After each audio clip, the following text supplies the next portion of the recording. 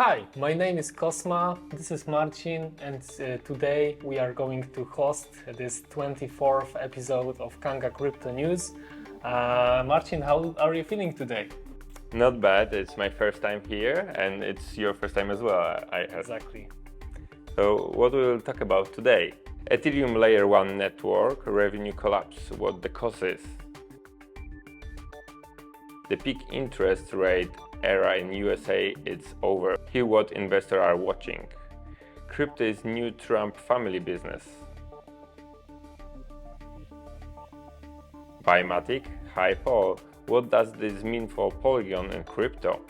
50% of Telegram tap to earn gamers are crypto noobs. We have this and few more topics for today, so see ya.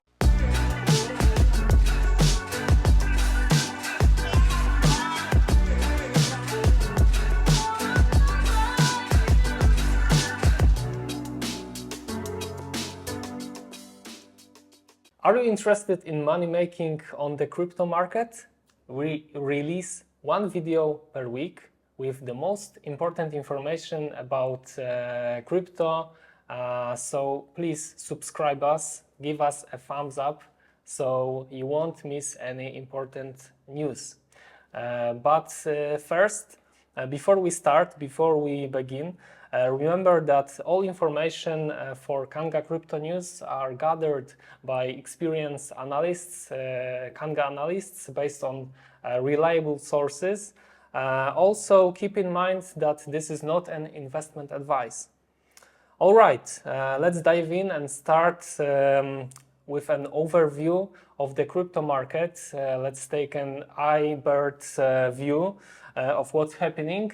At the beginning, some important information.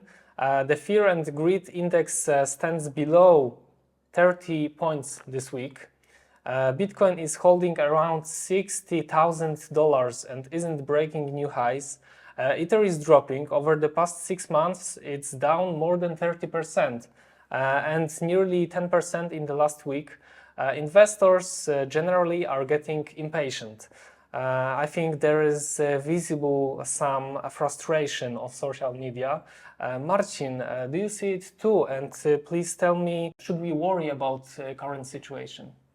I don't think we should worry about it.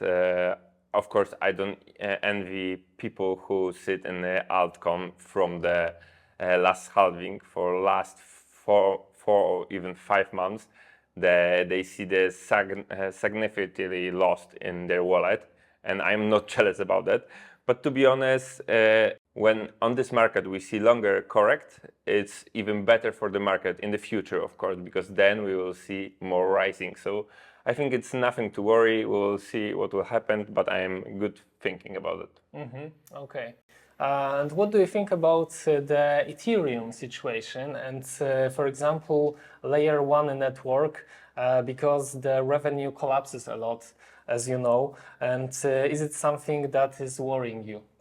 To be honest, it is a bit. I am surprised that it happened. First of all, from the March to April, 99% of revenue in the Layer 1 drops.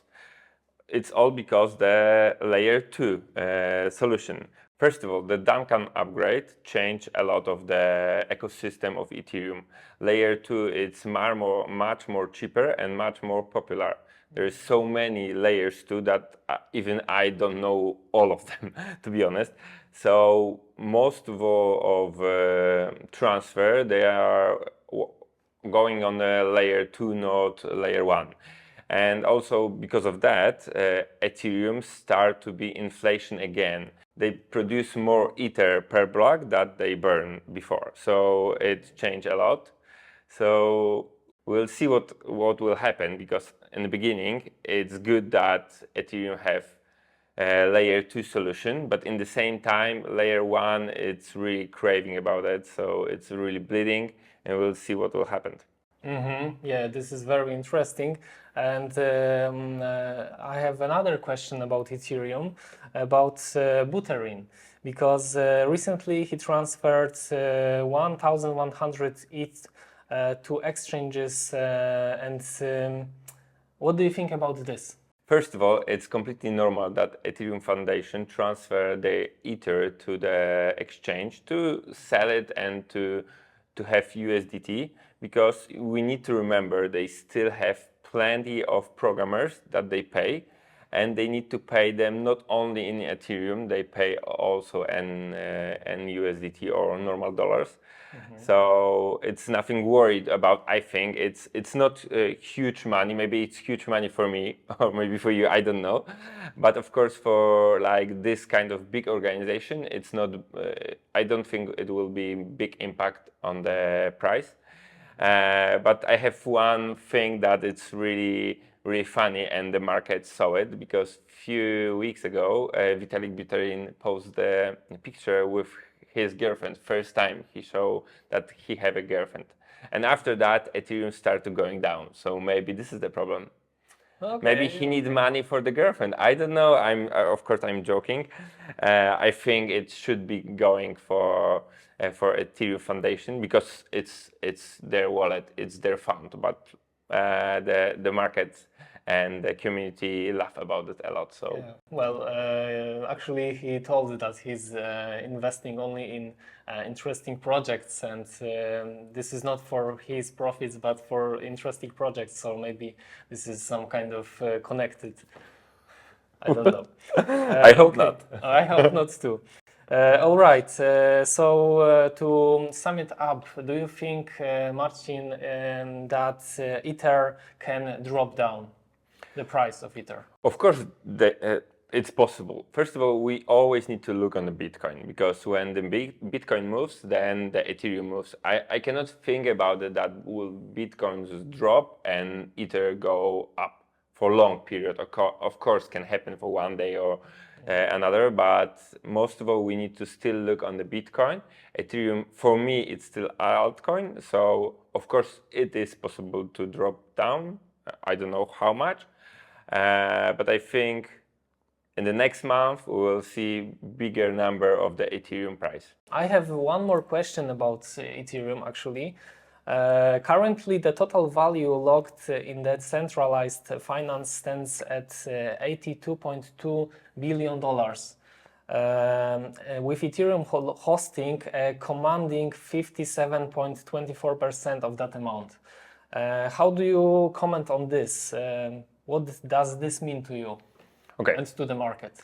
First of all, this is one of the bully signal that we see. So almost half, more than half. Yeah, I remember correctly. Yes, it's 57%. So more than half Ethereum supply are in a Defi solution, and most of all Defi solution it's on the Ether. Of course, there is some Solana, Polygon, and so on, but still, this is the main thing on the Defi. Defi, it's still future for banking, for getting loans, and I think when we see the Ethereum that it's frozen there, it's mean in the same time they cannot sell it.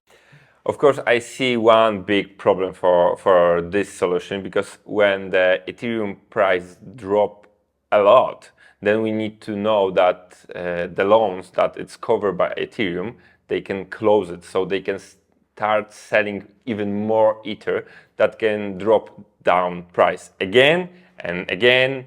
The same solution, the same circle can happen. So it can be problem. For right now, it's not, because we don't see 50 or 70% drop down. But if we will see, it can be like collapse, really big collapse for that. That's why it's one of the problem for the Ethereum in the Defi. But in the same time, we need to think about this danger that can happen for the Ethereum market. Yeah, so for our listeners, it's very good to follow the statistics about this, right? Of course. Yeah, okay. Let's move on to the situation in the USA. There are a lot of rumors about unemployment rates or interest rates. How does the current USA situation affect crypto, and what can we expect in the near future? So we need to always look on the economic of the USA. It's the biggest economic in the world. So every time when the we see bad results from the economic, for example, unemployment people, market will go down, especially stock market and cryptocurrency market, because they are always bigger market that have really big impact on the price. And in the same time, on the other side, we see gold and bonds that most of when we see a problem on the market, they going up. So I think there will be a lot of information for the next few months that it's really important to see and see the impact on the cryptocurrency market. We need to remember that already few big banks, they see that recession can come to USA, and when recession will come, of course cryptocurrency market will have problem then, because on the market we will not see so many money that can go to aggressive asset that is of course still cryptocurrency. Yeah, there is one quite, I think, big hope for people, for crypto people connected to USA. I'm thinking about Donald Trump, because he's very pro crypto, and I have something to read. Former President Donald Trump's pledge to turn the US into the crypto capital of the planet and implement industry-friendly policies could have a new beneficiary, his own family. Trump's eldest sons are gearing up to launch a new cryptocurrency venture called World Liberty Financial, which is already receiving a big social media boost from their father.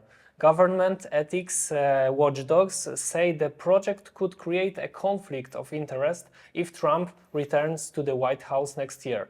Marcin, do you have any thoughts about this topic, and is it really going to be a big problem? I mean, the ethic problem.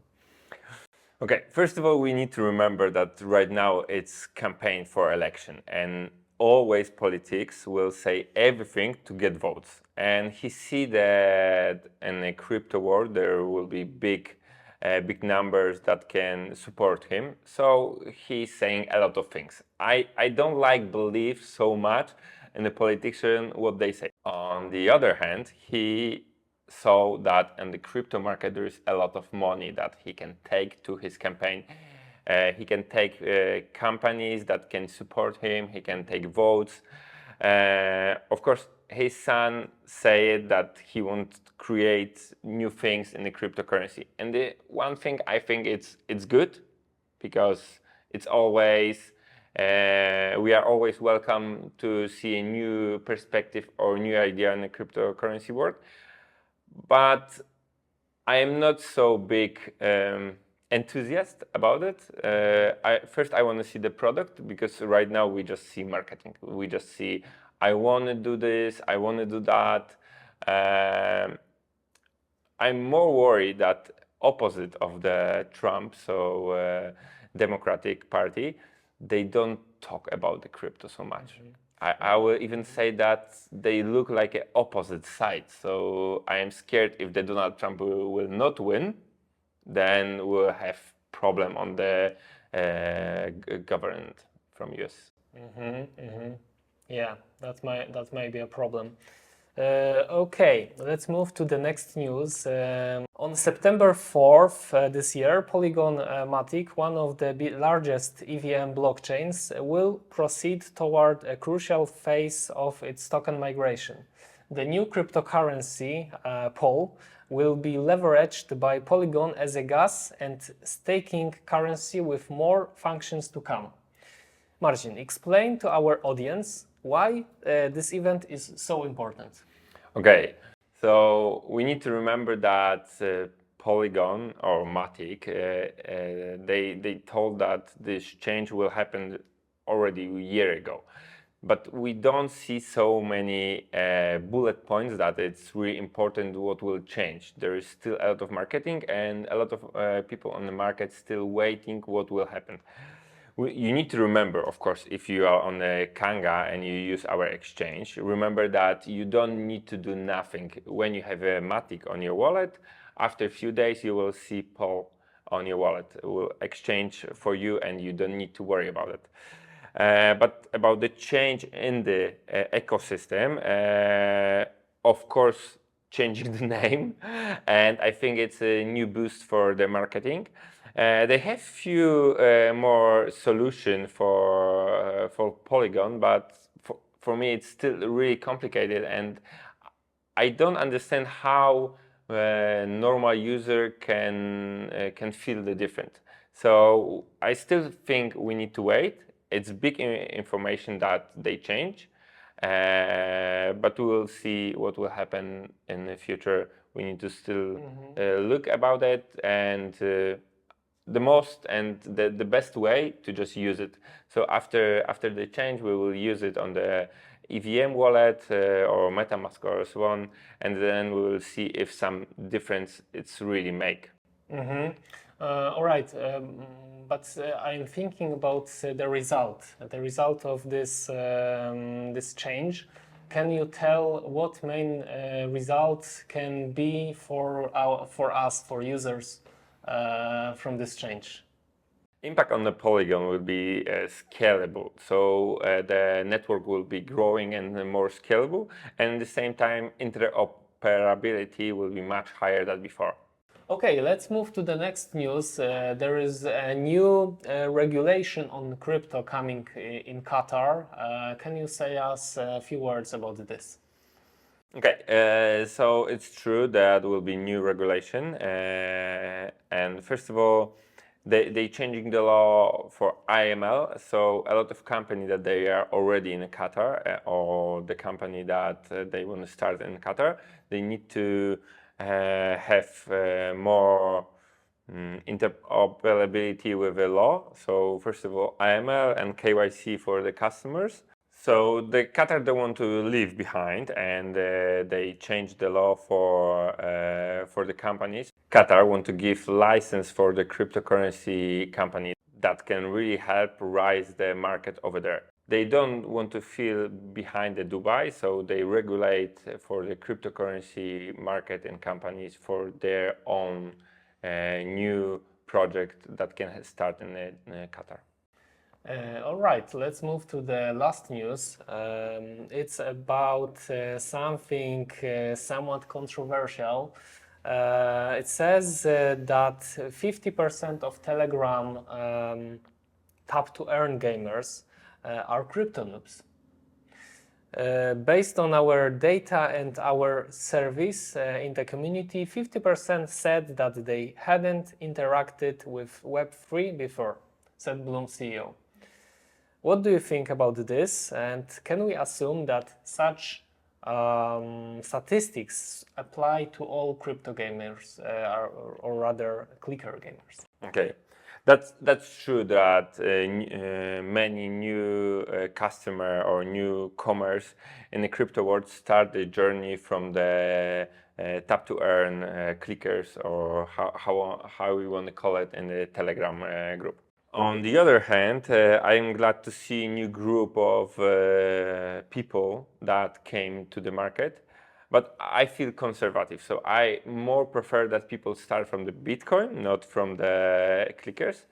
When I look at the clickers, I think it's also really similar that memcoin. So the the most important in this project, they are community. So because in the clickers or on the tap to earn solution, most of the people just doing this every day, and they check social media, they check Twitter, they check Telegram, they check X, they check Discord to be good informed what's happening in the project right now. When I think about tappers, you can see that it's also work for like proof of work for people, because they every day they do something. Of course, it's not the same like computer for the Bitcoin, but it's still every day checking or clicking something on the app. So I think it getting more involved people to the project. But still, if it's 50%, they are new. So we need to remember that maybe 10, maybe 20% of them, they will really go to the cryptocurrency market, but it's still good result for that. So I'm happy and I'm glad that the market is still growing. So if I understand you well, you think that this is somehow a good way for new people to start with crypto world, yes? To answer your question directly, I think yes, it's a good way to start in the crypto world. Okay, wonderful. That's all for today. Thank you very much. This was the 24th episode of Kanga Crypto News. Of course, more is coming soon. If you liked our episode, please leave us a comment. Tell us what you liked, what you didn't like, and of course, give us a sub, give us a thumbs up. Thank you very much for today and take care. See you in the next week. Bye.